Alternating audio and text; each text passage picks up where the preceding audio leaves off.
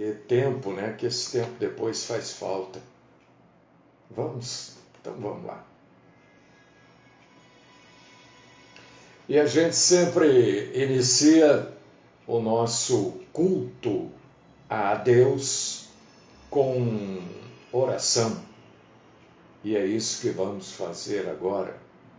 Não sem antes dizer, alertar, esclarecer que esse trabalho é independente, interdenominacional. Esse trabalho chama pessoas para nosso Senhor Jesus Cristo, proclama, prepara o arrebatamento da igreja. Esse trabalho batalha pela fé que uma vez por todas nos foi dada e adverte todos os dias contra a mentira, seitas, heresias, falsas denominações, falsos homens e mulheres de Deus. Então eu digo para você que esse trabalho é evangelístico. Senhor e Pai Todo-Poderoso, maravilhoso, tremendo, grande Deus, único Senhor, aquele que tem o controle de absolutamente tudo. Nada escapa ao controle do Senhor. Mesmo que pareça que o mundo está num caos, e está mesmo, o Senhor tem o controle de tudo isso, e esse caos é para encaminhar tudo segundo os planos do Senhor para esses dias, para esses tempos. E este plano do Senhor nós conhecemos, porque Ele não faz nada sem antes comunicar ao seu povo.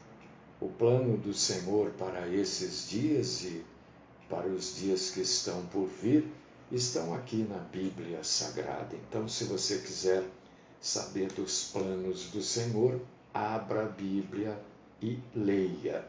Nós te adoramos também nesta manhã, Senhor, e nos reunimos aqui para cultuar o Senhor em espírito e em verdade. Aceita-nos, recebe-nos como adoradores. Fala conosco. Livra-nos, Senhor, da mentira, livra-nos, Senhor, dos mentirosos, e sê conosco. Como disse aquele homem no templo, quando subiu para orar, e ele, quando entrou no templo, ele se viu como um completo pecador. Ele nem conseguia falar, o som da voz não saía. E ele só dizia assim: Senhor, sê propício a mim. E é isso que eu também digo hoje. Senhor, sê propício a mim. Sê propício a nós. Esta é minha oração, no nome do Cristo Jesus. Amém.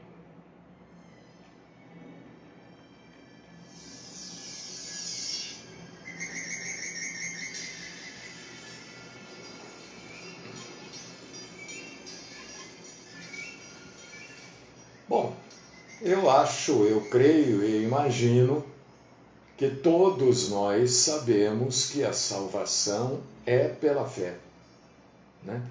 Todos sabemos, claro.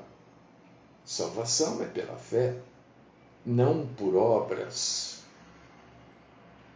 Mas como deve ser, biblicamente, a vida de alguém que é salvo? Como é que deve ser essa vida? O que quer dizer tudo isso? Eu vou trazer para vocês hoje numa abordagem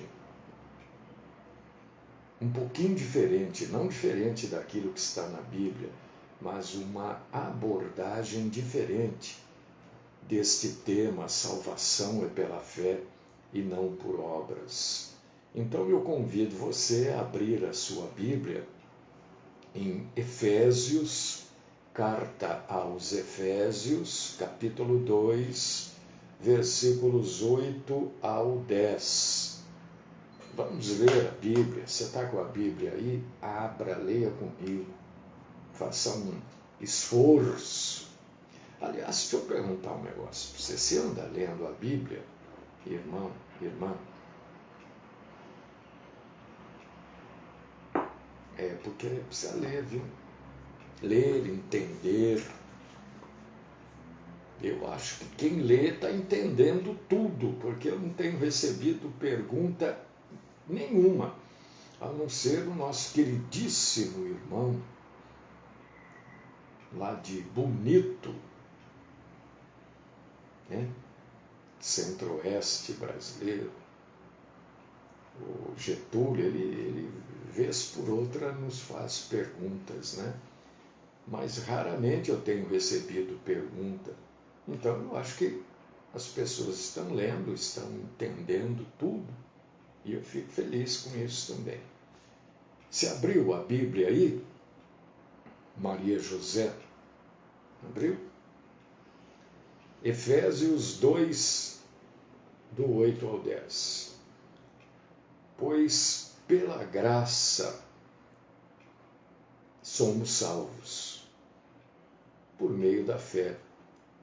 E isto não vem de vocês, é dom de Deus, não por obras, para que ninguém se glorie, porque somos feitos por Deus, criados em Cristo Jesus, para boas obras, as quais Deus preparou previamente para que andássemos nelas.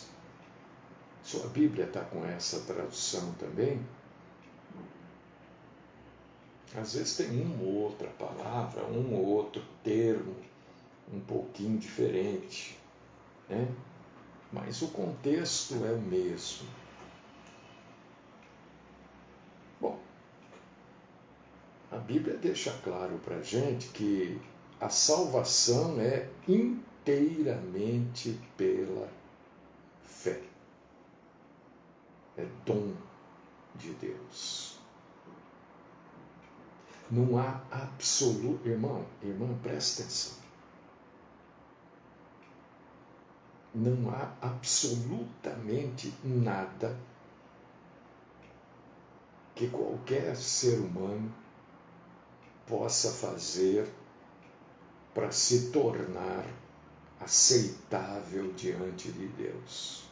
Isso é evangelho puro, santo, cristalino e verdadeiro. Nada que eu faça me torna aceitável diante de Deus. Posso fazer o que eu quiser. Eu estou falando isso porque essas falsas igrejas que vivem abarrotadas de pessoas, até pessoas pagando, né? Muita gente pagou R$2.500 para uma determinada denominação para passar o ano nessa denominação. R$2.500. Vocês me perdoem, mas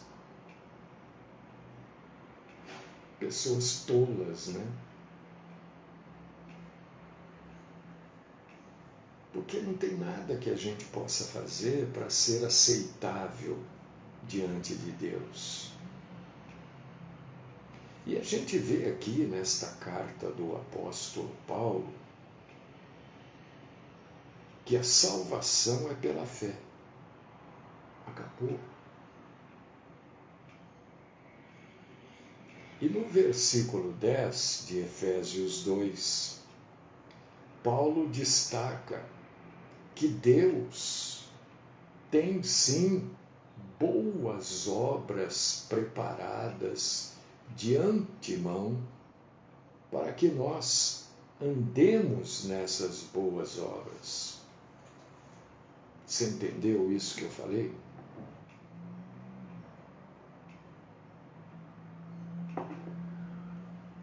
Tomei o meu café. A gente, cada um de nós, você, eu, nós somos salvos exclusivamente pela fé. Mas a nossa relação, aí que está a abordagem que eu falei para vocês. A nossa relação com Deus, ela não termina aí. Porque esta relação que nós criamos com Deus a partir da salvação, ela nos conduz a lutarmos para andar em santidade.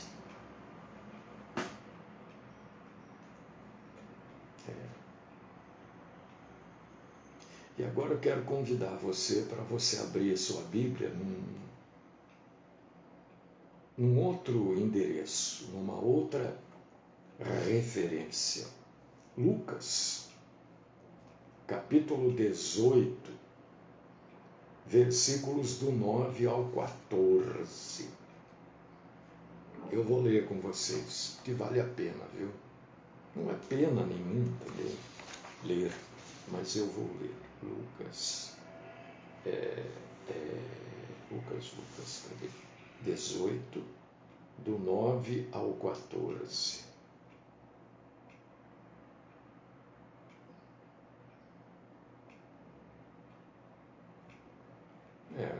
Djalma, eu respeito a sua posição. Claro que respeito, é a sua opinião, né? Mas eu não acredito que dentro de uma denominação que ensina errado, as pessoas encontrem a verdade. Para mim parece óbvio, aonde se ensina a mentira, a verdade não prevalece. Então, dentro dessas denominações, que são a maioria, as pessoas continuam acreditando na mentira, que aquilo é que elas devem fazer é daquela forma que elas agradam a Deus. Eu quero registrar aqui a minha prima, Sueli, que está em Mojimirim. Sueli, um beijo para você, prima. Gosto muito de você, viu? Faz tempo que a gente não se vê, não se fala. Sueli, um beijão para você, para toda a sua família, viu? Deus te abençoe. Então, olha aqui o que está escrito em Lucas, capítulo 18, versículos do 9 ao 14. Isso daqui é extremamente interessante a gente entender o que está escrito para a sequência do que eu vou falar. E Jesus propôs também uma parábola a alguns que confiavam em si mesmos por se considerarem justos e desprezavam os outros. 2 homens subiram ao templo com o propósito de orar, um fariseu e o outro publicano. O fariseu, posto em pé, orava de si para si mesmo desta forma: ó Deus, graças te dou, porque não sou como os demais homens, roubadores, injustos e adúlteros, e nem ainda como este publicano. Jejuo 2 vezes por semana, dou o dízimo de tudo quanto ganho. O publicano, estando em pé, longe, não ousava nem ainda levantar os olhos ao céu, mas batia no peito, dizendo: ó Deus, sê propício a mim, pecador. Aí Jesus explica agora. Digo-vos que este desceu justificado para a sua casa, e não aquele. Porque todo o que se exalta será humilhado, mas que se humilha será exaltado.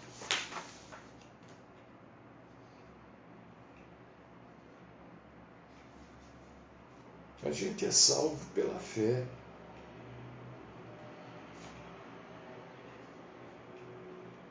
Pela fé. Não é pela exaltação, não é por sermos bonzinhos, não é porque o sujeito vai na igreja que ele é salvo. Absolutamente. Porque a centralidade do Evangelho, isso é importante você saber, meu irmão, minha irmã.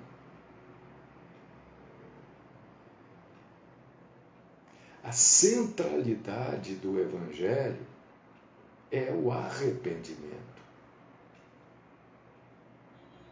Se você for ler a Bíblia, tanto o Velho quanto o Novo Testamento, você vai ver que sem arrependimento não há transformação de vida. Agora, o arrependimento não termina apenas quando a gente reconhece o nosso erro. Não. O arrependimento, ele começa a ser verdadeiro quando a gente coloca o coração em morrer para o pecado. Um pouquinho para frente do que a gente leu aí, no versículo 23 de Lucas, olha o que está escrito aí. Eu já, com óculos, já não estou enxergando, sem, então. Lucas 9, voltar um pouquinho, não é 18, é Lucas 9, 23. Lucas 9, 23, está aqui. Dizia a todos, Jesus dizia, se alguém quer vir após mim, a si mesmo se negue, dia a dia tome a sua cruz e siga-me.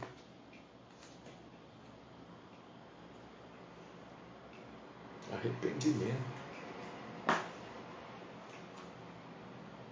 Morrer para o pecado, tomar a cruz, é lutar contra as coisas que nós temos que lutar contra mesmo.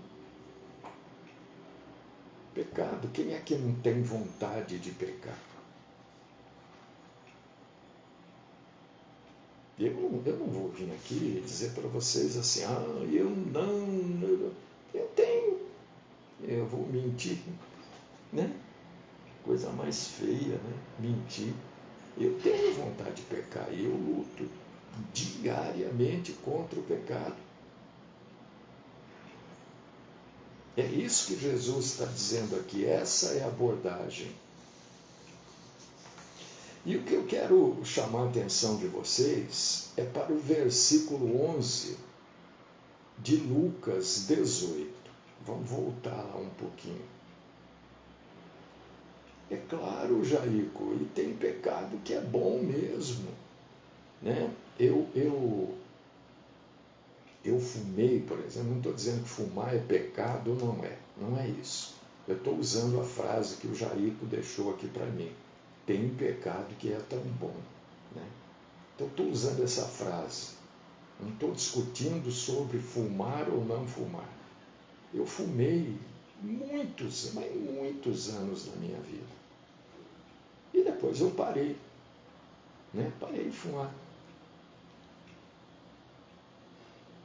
Se alguém perguntar assim para mim, fumar é bom? Eu vou dizer, fumar é gostoso.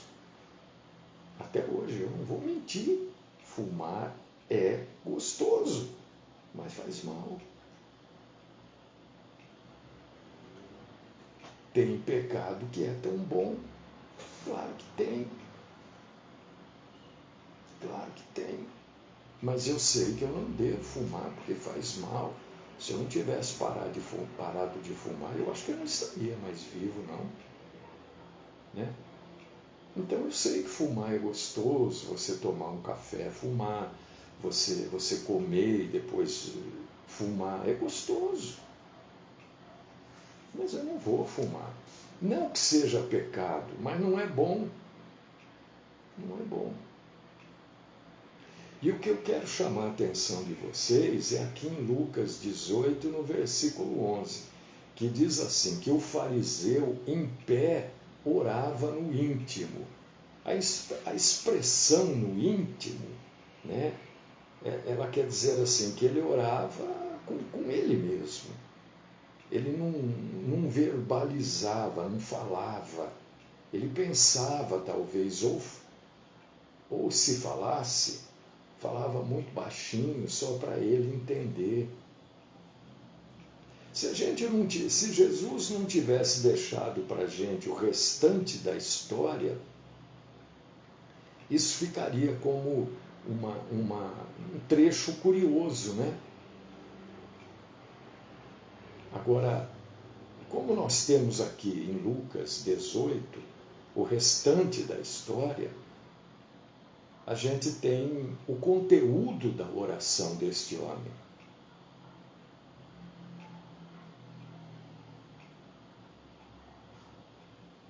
O fariseu, na verdade, não estava... Olha só, presta atenção nesta abordagem. O fariseu não orava a Deus, apesar dele cumprir os rituais religiosos dos judeus, porque aqui está falando de judeu, hein? Né? Ele estava apenas refletindo sobre a sua vida, sobre a sua virtude diante de Deus. Ele estava dizendo para ele mesmo quanto ele era bom. Ele não fazia isso, ele não fazia aquilo outro, ele jejuava, ele não estava orando.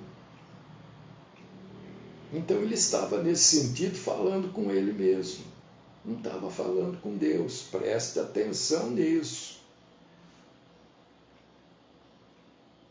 Então, antes da gente rapidamente condenar este homem, né, eu quero deixar aqui uma pergunta para vocês, que ninguém vai responder isso para mim. Você vai responder isso para você mesmo. Porque quando eu estava preparando isso daqui, eu respondi para mim esta pergunta. Responda para você. Alguma vez na sua oração, você passou de uma comunicação com Deus para reflexões pessoais, como fez este fariseu, sem nem sequer incluir Deus nisso? Estava falando dele, eu não faço isso, eu não faço aquilo, como esses homens fazem, eu. Cadê Deus aí? E quando eu estava preparando isso daqui, eu até com um pouquinho de vergonha, né? Eu vi que muitas vezes eu faço isso. Muitas vezes eu faço isso.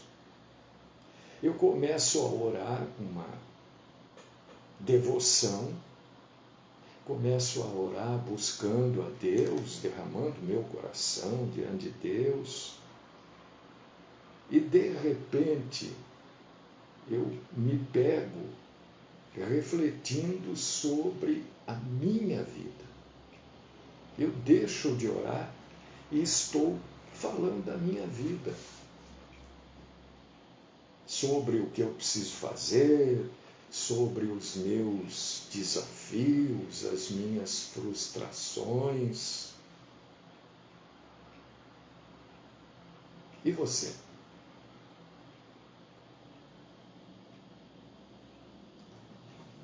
Aliás, você tem orado diariamente? Eu marquei, já há um bom tempo, eu marquei um horário para orar. Tem um horário que eu paro, o que eu estiver fazendo, e vou orar. Mas eu creio que a maioria de nós já passou por isso. Já passou. Está orando, de repente começa a falar da vida, de não sei o quê, de não sei o que lá, que precisa disso, que precisa resolver aquilo outro, que não sei o quê. Deixa a oração de lado e começa a colocar vidas, necessidades na frente da oração, que ele creio que a maioria de nós já passou por isso.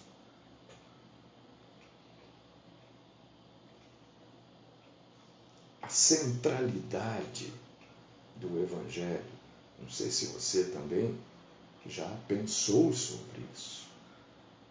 A centralidade do Evangelho, a essência, quando eu digo centralidade, estou dizendo a essência do Evangelho, é o arrependimento.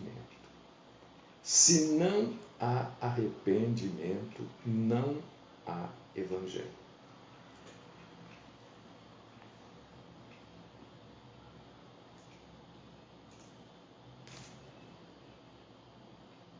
Não estou apontando o dedo para ninguém, não estou acusando ninguém. É só um alerta.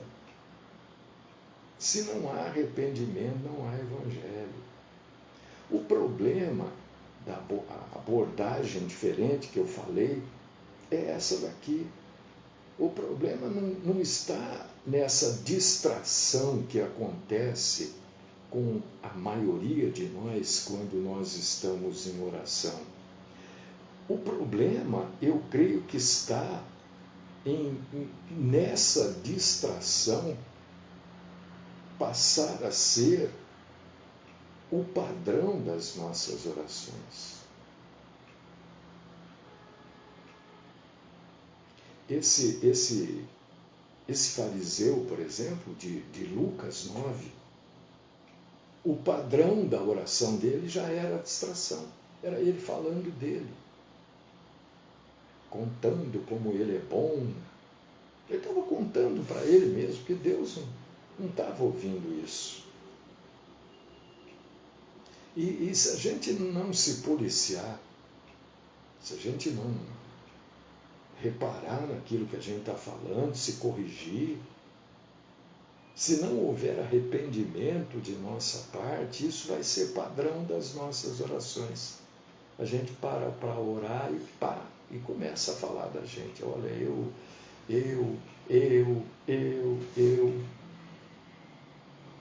Então, ao invés da gente ouvir Deus, e ao invés da gente falar com Deus, a gente ouve os nossos próprios pensamentos. O que fez esse fariseu? E a gente acaba conversando com a gente mesmo, não com Deus. A gente bate papo com a gente. Observe. O fariseu estava conversando com ele, estava dentro ali no átrio do templo, né? Porque no templo ninguém entrava. Certo? Então ele estava ali, naquele local de oração. Porque ali era a casa de oração. A igreja hoje não é casa de oração. A igreja é onde nós nos reunimos para cultuar a Deus. Onde é a casa de oração, então? É em qualquer lugar que um cristão estiver. Está vendo as coisas que acontecem, Edjalma, dentro das falsas denominações, das falsas igrejas, eles ensinam que lá eles pegam coisas do Velho Testamento e querem trazer para hoje. Não tem mais templo hoje, não existe. O templo foi destruído 70 depois de Cristo, não existe templo. O que existe hoje é a igreja. A igreja se reúne em qualquer lugar. Onde 2 ou 3 estiverem reunidos em meu nome, estarei no meio de vós. Isto é igreja. Acabou. Falem o que quiser. Mas a gente não pode se reunir num prédio? Claro que pode. É óbvio que pode. É muito mais confortável.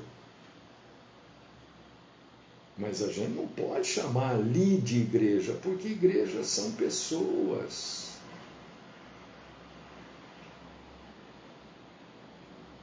Igreja não é um lugar.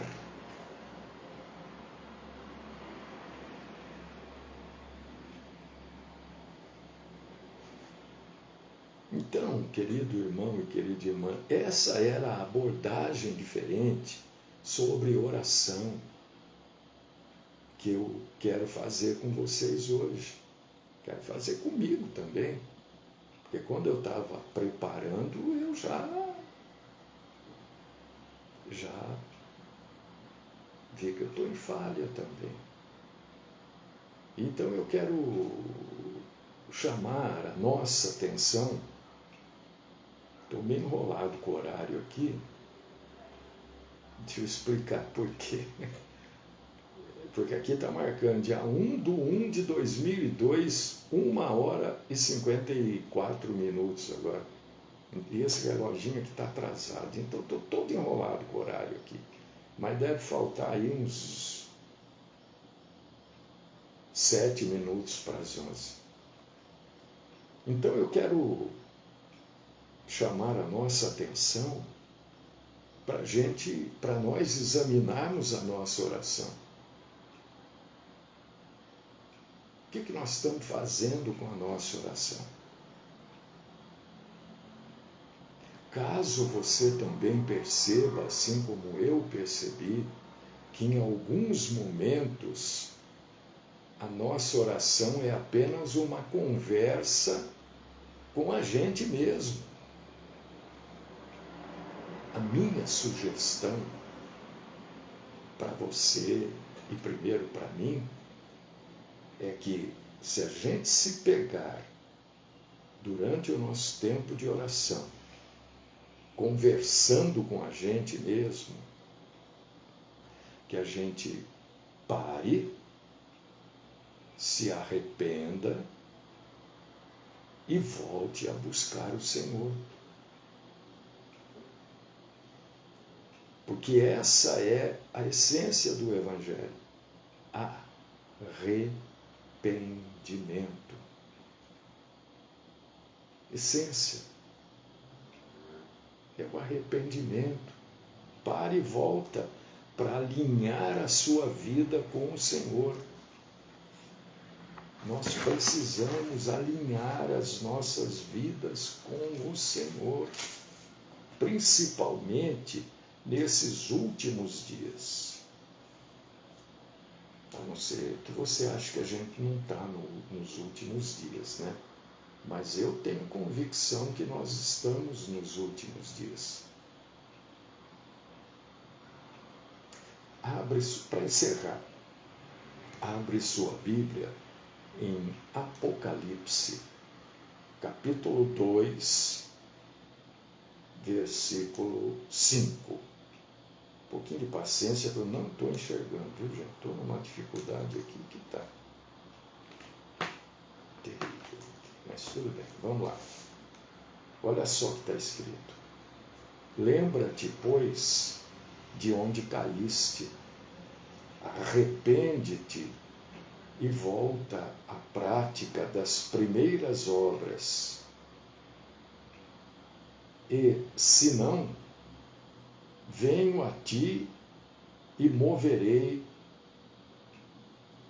do seu lugar o teu candeeiro, caso não te arrependas. Falei há um instantinho atrás que a essência do Evangelho é o arrependimento.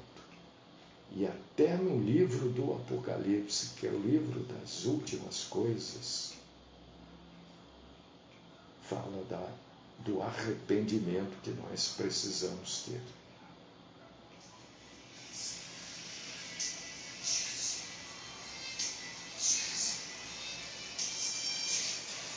Oh Deus Todo-Poderoso, querido Pai, querido Senhor, eu só tenho que clamar a sua compaixão, a sua misericórdia. Só tenho que clamar teu perdão por todas as vezes que não oramos, por todas as vezes que oramos, mas, ou melhor, que achamos que estamos orando, mas estamos conversando com a gente mesmo. Não estamos falando com o Senhor. Estamos em pensamento, falando, verbalizando, mas coisas da gente para a gente. Oh, Senhor, ajuda-nos a detectarmos esse tipo de coisa. Dá-nos o discernimento. Ontem, acho que foi ontem que eu falei que falta discernimento na igreja. Então, ajuda-nos a discernirmos as nossas falhas também na nossa oração. Continua falando conosco, Senhor Deus, nos instruindo, quebrantando o nosso coração, e que a tua graça seja abundante nas nossas vidas. E como disse aquele publicano, eu quero pedir por mim e pelos meus irmãos e irmãs, sê propício a nós, Senhor, no nome do Cristo Jesus. Amém.